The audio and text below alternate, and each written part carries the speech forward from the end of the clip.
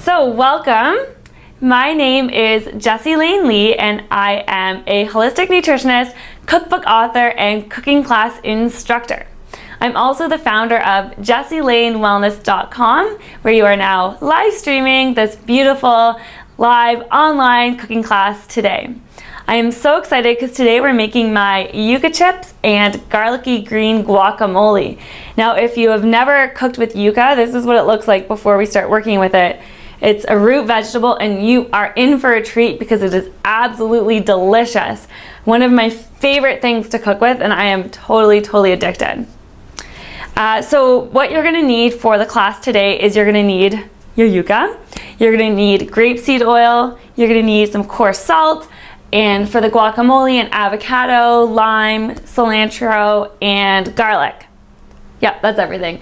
And then you'll just need some regular cooking tools. So you can run around and grab those, a bowl for tossing the yuca, cutting board, knife, peeler, and then another bowl for the guacamole and a fork and something to squeeze out your lime juice. And that's about it. This recipe is so easy to make and we should be able to do it in around 30 minutes or 35 minutes, which is really exciting.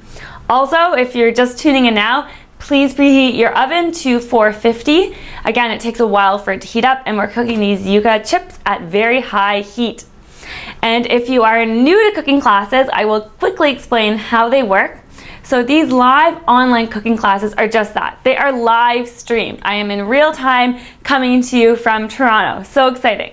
So if you have any questions, I love answering them. If you look just below this video, there's a chat box.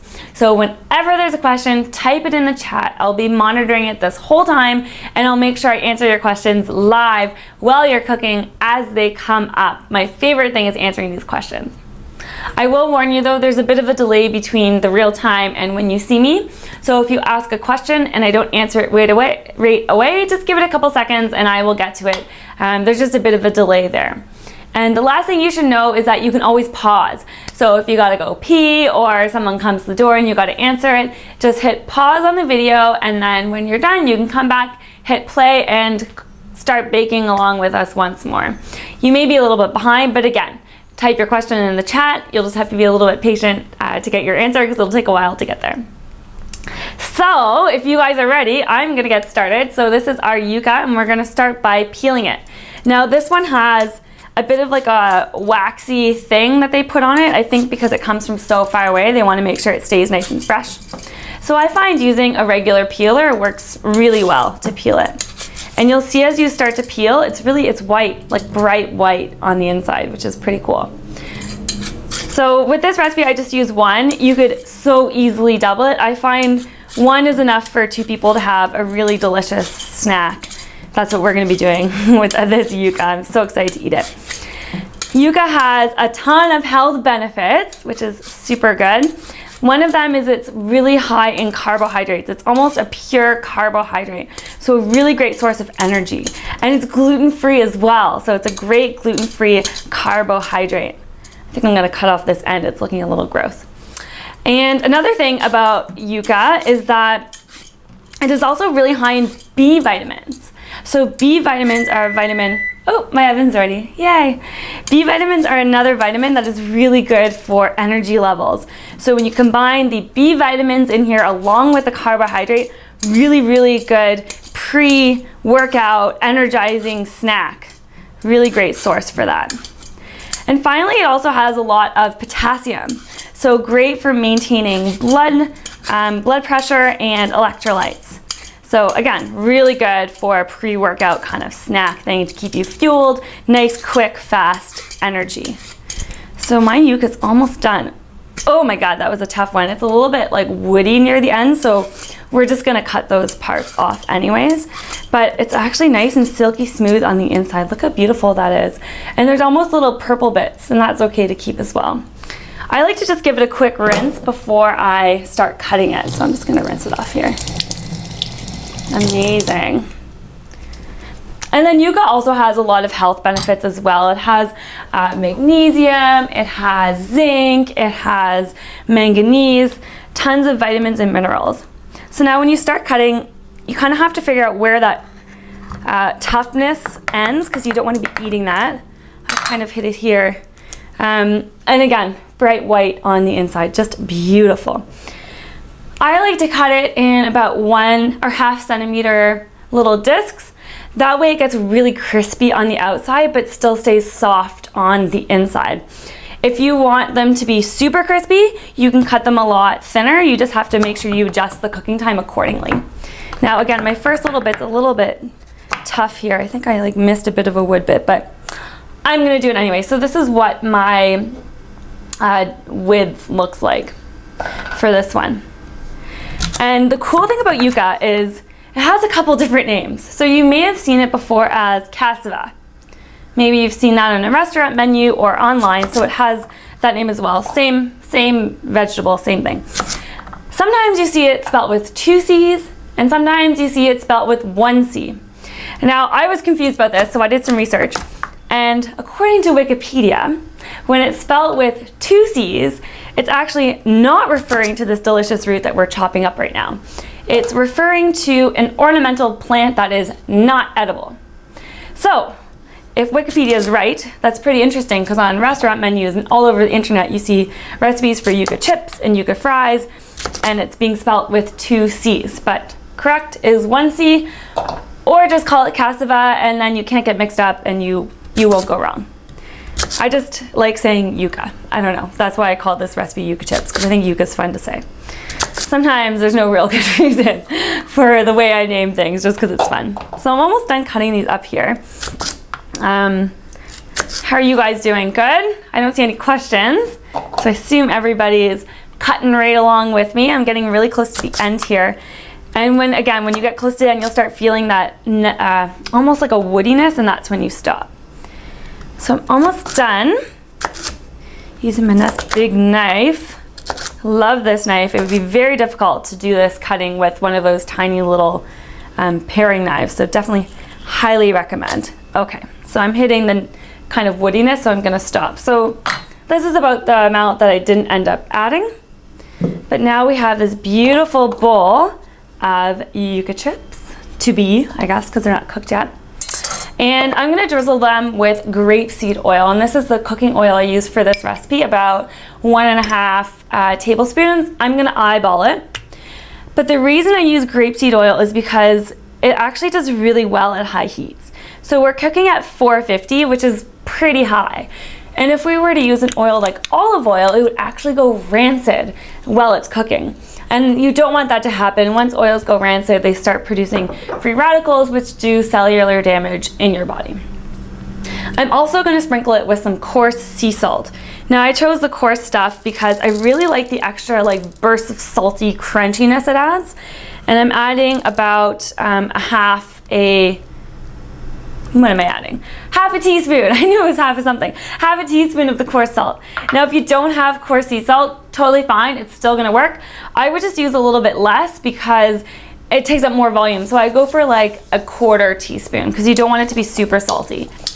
And now I'm just kind of massaging the salt into the Yuca Chips with our grapeseed oil. Amazing. Really, really quick and easy to do this. And now you're left with nice fingers. You know, this makes a great moisturizer, so I'm just gonna rub it on my hands, get some little exfoliation action with the salt. Oh, that feels good. And I'll shake it off and then give it a rinse. Otherwise, everything will slip off my fingers for the rest of this cooking class, and that would be hilarious, but not ideal. So I'm just gonna pat it dry. That way I still get some of that oily benefit on my hands. And then I'm going to put this in the oven. So I'm using a big oven sheet lined with parchment, and I highly recommend parchment because that way you get the really good crispiness on these Yuca Chips. I find if you're using tin foil, it's stickier, or if you're using nothing at all, again, it's sticky, so you end up having to peel the chips off the paper, and all that good crunchiness gets left behind, so you really lose that. So using a parchment paper, really good idea, or even one of those silicone mats works really well here as well. And I'm giving these actually quite a bit of space on this baking sheet because if they're too crunched together, they don't crisp up again. They're gonna stay pretty kind of like soft, and they'll still be good, but they won't be as crispy. So I'm leaving quite a bit of space. I'm kind of taking some time to make sure that I'm really giving them room to crisp up. And then I'm going to just drizzle. There's a little bit of extra oil here with some salt. I'm just going to drizzle it on top because I know there's no point wasting it. Might as well use it up. Okay, perfect. Again, since I touched it, rinse my fingers so I don't drop everything. Awesome. And now these are just going to go in the oven. I'll show you here how they're kind of all spread out. Hopefully you can see that. And you're going to put them in the oven for 20 minutes, and then we're going to flip them, take a little peep, and put them back in for a little bit longer. So into the hot, hot, hot oven they go, and my clock timer is 20 minutes. Start. I always mix that up. I was wondering what's happening. My mic is getting caught on my puppy. Perfect. Perfect. So I have a question here asking if they're saying they've never used grapeseed oil, and they're asking if they can replace it with olive oil. And my answer to that would be olive oil is not ideal for this recipe because we are cooking at such high heats that the olive oil is going to go rancid. So I strongly recommend grapeseed oil because it can withstand those high heats. Another oil that would work really well would be a coconut oil. You'll get a bit of that coconutty flavor. If it's not the kind of coconut oil, it doesn't taste like coconut oil, the refined stuff, but it'll still work really well. If right now all you've got in your kitchen is olive oil, then I guess go for it because that way you can still enjoy the Yuca Chips, but I would say definitely grapeseed oil is a great choice. Avocado oil would be another awesome choice. Really, really good, and we're using avocados later, so it would tie really nicely into the recipe. But you just want to make sure you are using oil that withstands these high heats. You don't want your oil going rancid. That was a great question. So I'm just going to put these aside, and I'm just grabbing this stuff to make the guac. Delicious. So for the guac, I have an avocado. Hopefully it looks good, but I have a backup just in case. I have a fork so I can mash it. I just sent water droplets flinging across the kitchen. I have cilantro, delicious. And again, with guacamole, there's a bazillion ways to make guacamole. Everybody has their own special secret recipe. I choose to keep it really simple with just these 4 ingredients: the avocado, the cilantro, half a lime, and 2 cloves of garlic. But really, if you have a favorite recipe, you can use that too. But this is just what I like to do. Fantastic, I have some more questions. Oh, great, someone asking, I actually misunderstood. They said if they buy grapeseed oil, can they use it in other recipes? Yes, you can totally use grapeseed oil with any of your high heat cooking. I really like to use it in stir fries. It tastes great in, what else do I put it in? To line pans, like if I'm doing baking sometimes, if I don't want that coconut oil flavor, but I still want to line my muffin tins, I'll use grapeseed oil for that. I've used it in salad dressings a lot. It's great for cooking, but it's also great on its own. It's a really versatile oil. I kind of see it as the substitute for canola oil. And the reason why I don't use canola oil is because it's usually, unless you buy organic, it's genetically modified canola seeds that they make the oil from. And I really like to avoid genetically modified foods. So that's why kind of grapeseed oil has become my substitute. Oh, and I use it on popcorn. It's really good on popcorn. Highly recommend it. Someone's asking, yes, did you mention that this is a good recipe for blood pressure? It is actually, yeah, great for blood pressure because it does have that potassium. And it's also really good for people with diabetes because we're going to talk about how the guacamole actually helps balance the blood sugar levels. It's the cilantro that's going to help a lot with that too and help with insulin secretion. So really great for blood pressure, really great for diabetes, great for cholesterol as well, which is so cool. Awesome. Okay, so let's get started on this delicious guac. So I'm actually going to start with the garlic because we're going to let this garlic sit. So to get started with the garlic, I'm just going to do it by hand with a knife. You can use a garlic press if you have that, or a food processor, really just whatever you've got. And I'm going to lie it flat on my cutting board and kind of squish it. This one really didn't want to squish. Squish it with the top of my knife. And I'm doing it up here on my knife because I don't want to bend my blade. And this just kind of releases the outer skin and crushes the inside, so it makes it easier to do. I'm gonna cut off this little end bit, and then I'm just gonna finely dice the garlic. And the reason we're doing this garlic in advance is that garlic is actually better if you can let it sit for 15 minutes before using it. Now we may not have 15 minutes today, but at least we'll give it some time to kind of hang out. And what this does is it helps the garlic synthesize and create more allicin. And allicin is a super potent thing in garlic that has the antibacterial properties, making it so good for cold and flu season. Or I find a lot of people are getting sick right now because our weather has been kind of up and down all over the place, so really helpful for that as well. It also has anti-inflammatory properties that can be very powerful, antimicrobial, antiviral, just such a super duper powerhouse. But letting it sit just enhances all of those awesome properties. So again, I just did the same thing with 2. I sliced them really thinly, and now I'm just running the knife through them on my cutting board. 2 cloves of garlic is kind of a lot for 1 avocado's worth of guacamole. So if you are not a garlic lover, you may want to stick to 1 or even a half. Or if you don't like garlic at all, just leave it out. That's the joy of cooking, making your own food. You can choose what you want to put in there and keep the stuff out that you just don't want to have. Me personally, I absolutely love garlic, so I put 2 cloves in here because I think it is absolutely delicious. All right, so that's looking good. We just have like a pretty small mince, you can see on the side of my knife here, and I'm just gonna add it to this bowl up here. Oh, you can't see my bowl. There you go. Yum! It smells so good with this garlic going in here. I just love the smell of fresh cut garlic. So delicious. Perfect. I'm gonna dry my hand a bit. I can start to smell the yuca. Oh, do you guys smell yours cooking? Okay, next I'm gonna add the cilantro. So you need about 2 tablespoons once it's chopped, and you wanna pack them in there. Again, I'm an eyeballer, so I'm eyeballing it. It looks just about like this pretty little bouquet of cilantro. And the cool thing about the cilantro is, as I mentioned before, it's great for people with diabetes. It's been called an anti-diabetic because it increases the production, or it stimulates, the production of insulin, and it also helps balance blood sugar levels. So the cool thing about that is that since we are having the yuca, which is pretty high in carbohydrates, and carbohydrates turn into sugar, metabolize into sugar in your body, the cilantro works so well here to kind of counterbalance that, to make sure we have lots of insulin to help process that extra sugar. So all I did was, stems and all, I'm just chopping it on my cutting board. You could take the stems out. I just don't really bother because I feel like they still taste really good. And I know there's people out there who don't like cilantro. Again, leave it out if you don't like it. I've learned recently that your like or dislike of cilantro, when it tastes like soap, that's what some people say, it's a weird genetic thing, and it's totally a gene. So if cilantro tastes like soap to you, you can blame your parents. For me, I like it. For others, they think it's absolutely disgusting. You can just leave it out. It's completely up to you. Again, totally customizable.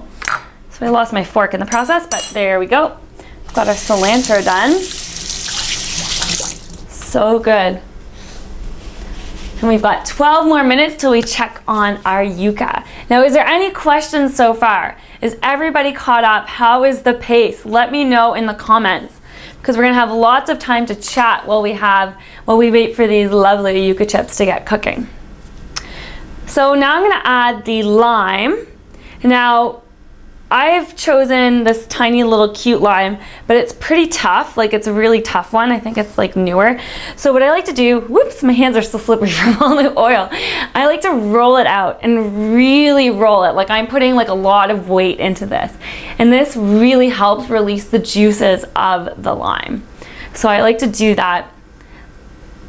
The pace is super fabulous. I'm so happy. I love getting your feedback because I never know if I'm going too fast or not.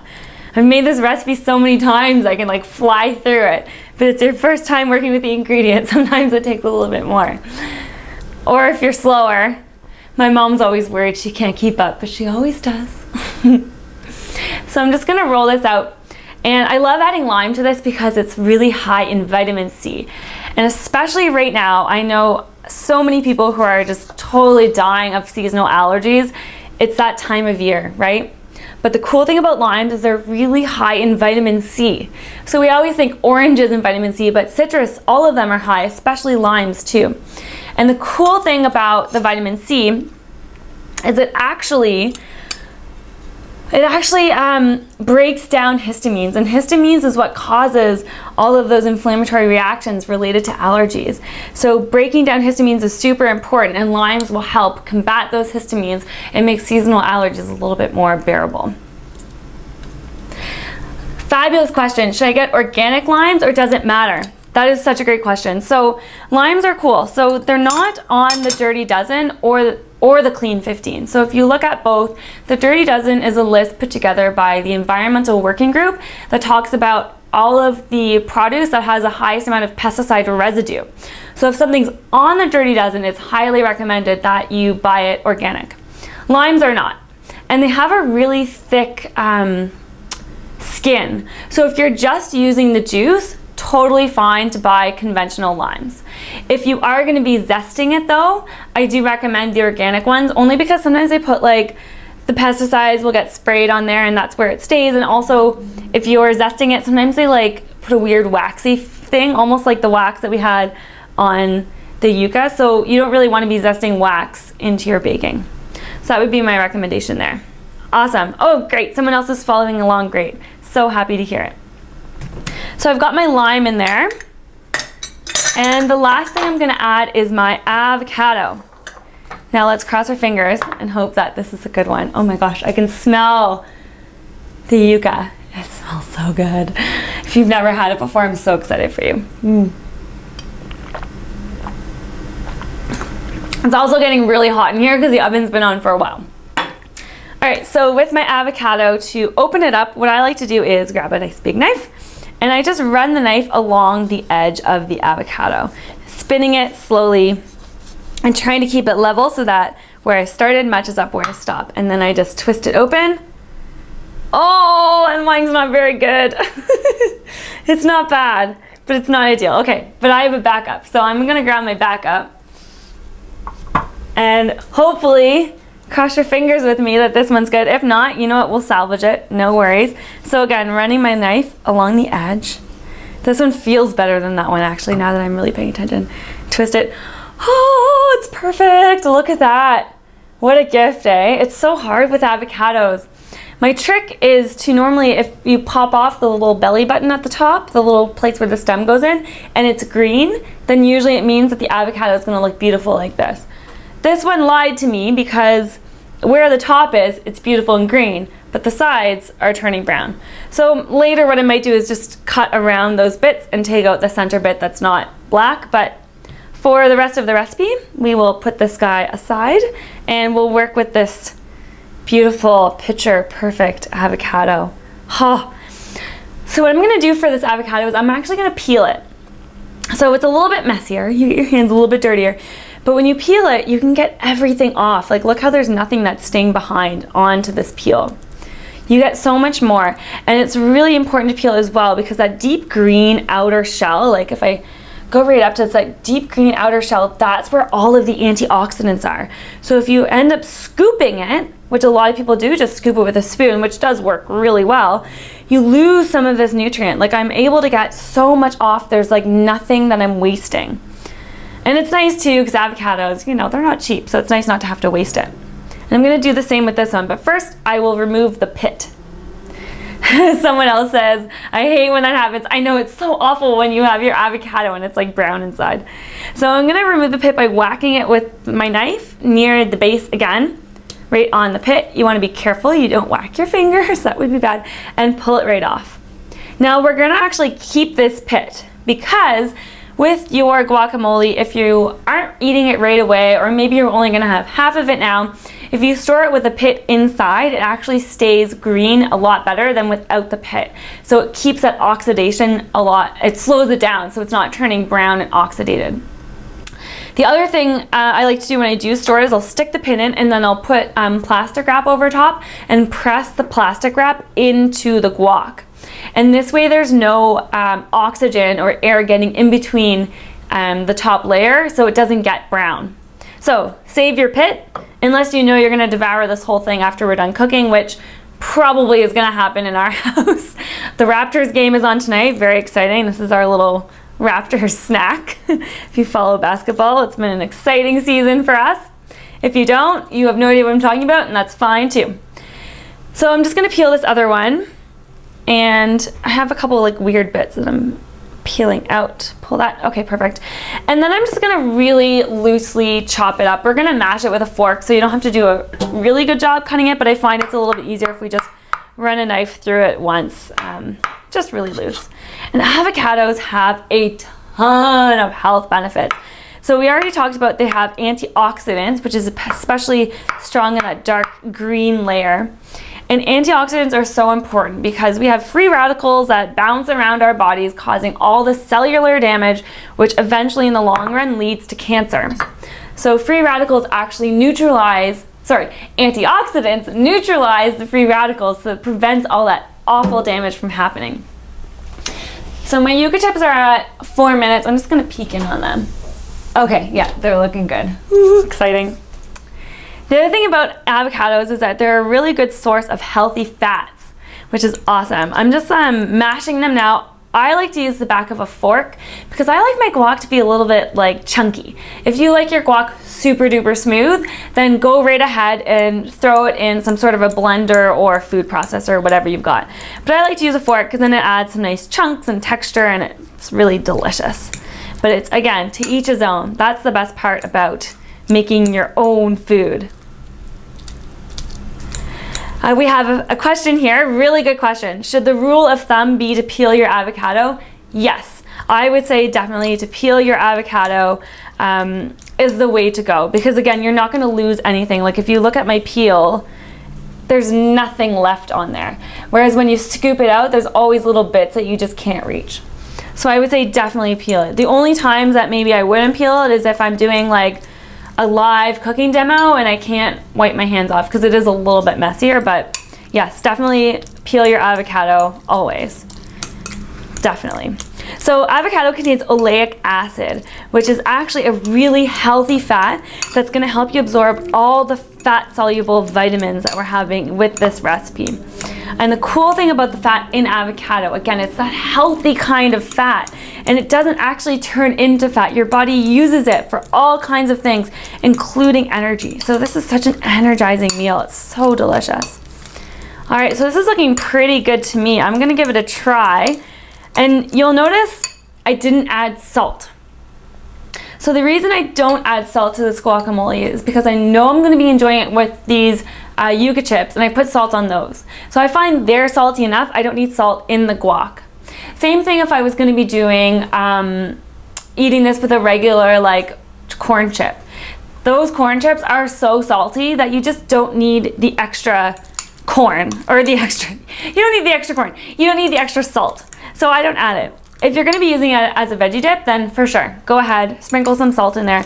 It'll really let the flavors pop. I just find for this recipe, you don't really need it. So I'm just gonna give it a little taste. Yep, oh, that's good. Look how beautiful and vibrant that is. I can't wait. So since our chips still have maybe 10 minutes or less to go, I'm just gonna put this to the side, throw the pit in, and we will just put it over here. And I'm just gonna clear some of this stuff off my station. And I'm gonna check on those lovely chips. Bit of a disaster over here. Perfect. So my timer says 1:44. Since we have time now, I'm just gonna check it anyways. And we'll do our flip a little bit early. Oh, it's hot. Oh, these are looking so good. So I like to flirt with danger and flip them with my fingers. Probably not recommended, but I find it's faster. So if you want to be crazy like me, use your fingers. If you want to be prudent, use a flipper or a fork or something like that. If you want to live dangerously, use your fingers. I find if you lick them first, it doesn't hurt as much.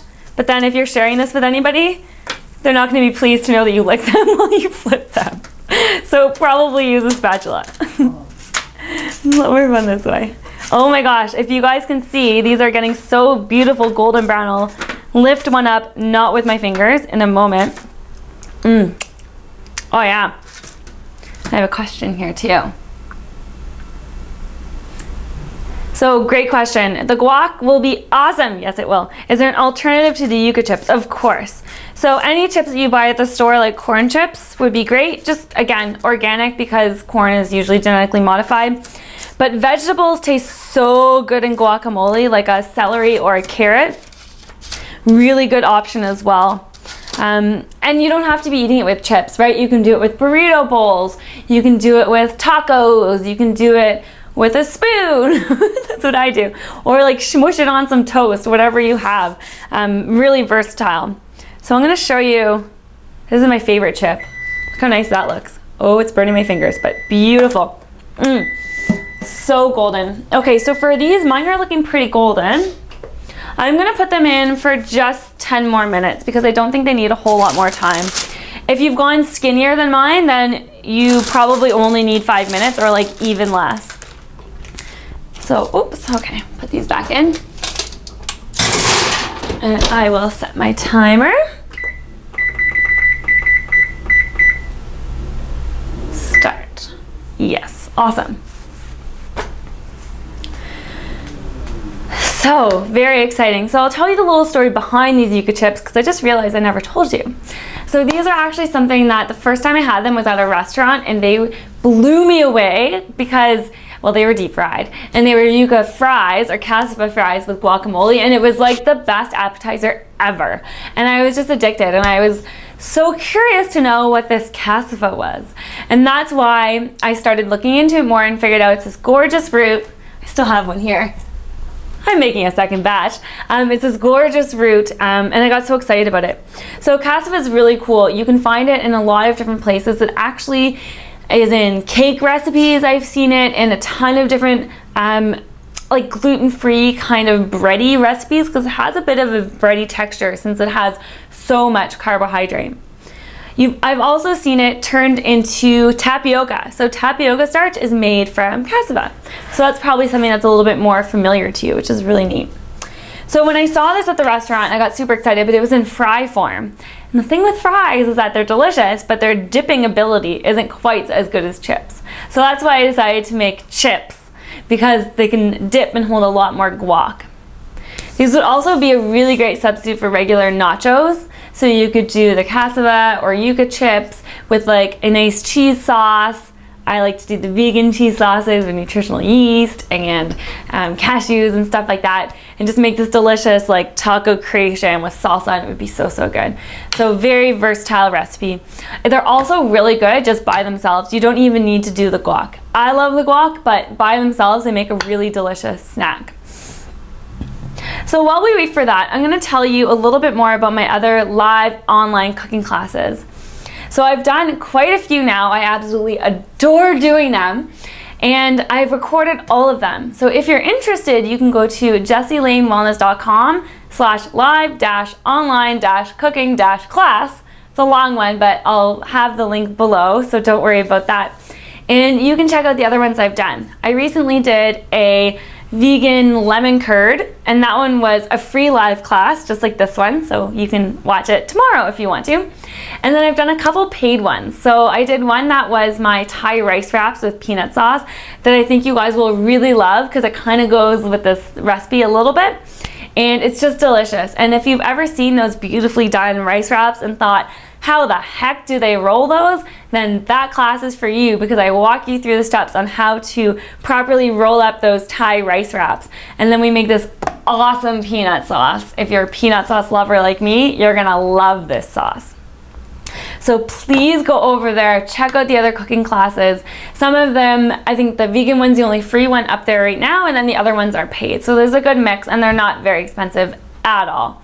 I've also done my carob cake with fudge icing. This is one of the top top recipes on my website. It's the cover of my cookbook because everybody loves it so much, and I did a live cooking class for that one that you can check out there as well. So even though the class is now, you get to benefit from the live, but the pre-recorded, or once they're recorded, they're also really great too because we're still cooking in real time. You lose the chat box, but if you have any questions, please email me at info@jessielanewellness.com, and I will answer any questions you have as you are making the recipes. So go on over, it's jessielanewellness.com/live-online-cooking-class. That URL is way too long, I should probably change it, but that's what it is right now. I also wanted to tell you about my cookbook. So this is my cookbook. It is healthy dairy-free desserts. I'm so excited about it. It has over 30 delicious dessert recipes, and it also talks about all these great baking substitutes. So if you are into baking but you want healthy baking, this is the cookbook for you. Tons of stuff, so delicious, and this is on sale now. You can buy it on my website at jessielanewellness.com/healthy-dairy-free-desserts. jessielanewellness.com/dairy-free desserts, and you can get it in digital format or print it. So for those who like to have the physical book, it's really nice because you can have it printed. You're not just cooking from your computer. Awesome. We still have some 5 minutes left there. Oh, fantastic! Someone was saying they love my cookbooks and they've purchased 2 of them. Yay, I'm so happy to hear that. I have another one coming out really soon, Healthy Fresh Salads. Get ready, it's coming out July 4th, and it's full of delicious salad recipes, which is perfect for the summer. So keep your eyes peeled, and I'm so happy you like my cookbooks. Thank you so much, that's so sweet. Is there any questions that you guys have? I still have 5 minutes left on my timer, so I'm happy to answer any questions you guys have about this recipe, about my other recipes, about holistic nutrition, anything really that you'd love to know about. This is the chance. This is the great thing. Again, live classes, you can ask me any questions that pop into your head, and I'm so happy to answer them. While I wait for questions though, I'll just keep talking because if you know me, you know I love to talk. So we talked about my Thai rice wraps class. We talked about my carob cake with fudge icing. I did another live class with my raw sweet potato salad. That one's really cool. If you've never had raw sweet potatoes, that's the recipe to start with because you might think it's weird, but it's actually so delicious. They almost taste like carrots. They're kind of like crunchy like a carrot, and they're not very starchy, which I was surprised. The first time I had them, I was like, I don't think I'm gonna like this raw sweet potato business. And then I was like hooked, and then that's why I created the recipe, because I loved it so much. And then I have another class. What was the last one I did? Ooh, it's a good one. Vegan Alfredo pasta.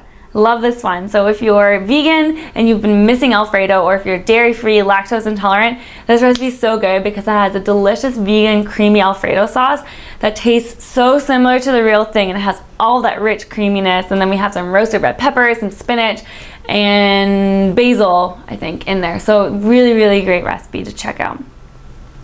Yay, you can't wait for the second cookbook. I know, me too, I'm so excited. I haven't told anybody yet. I actually have a new freebie coming out too, so keep your eyes peeled on June 6th.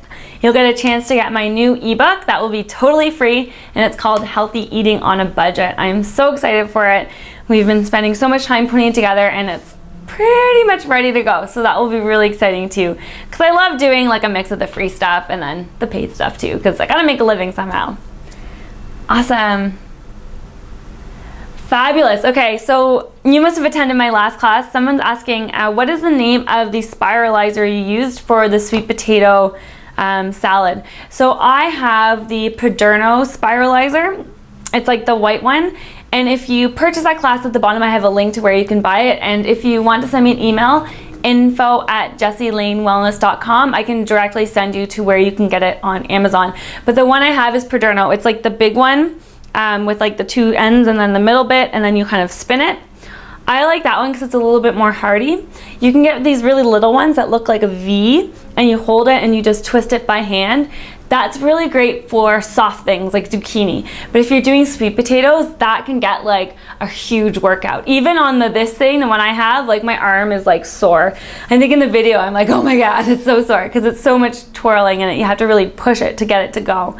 So definitely for things like sweet potatoes, potatoes, what else have I spiralized? Just carrots, even the heartier vegetables, you want to have that big one. And then for stuff like zucchini, the little one works really well because it's so small, it doesn't take up much space. So yeah, the one I have is Perderno, and I really like it. It's great. It comes with 3 different blades, so you have like the really skinny ones, the medium one, and then the one that does like almost like a mandolin slice, which is really nice.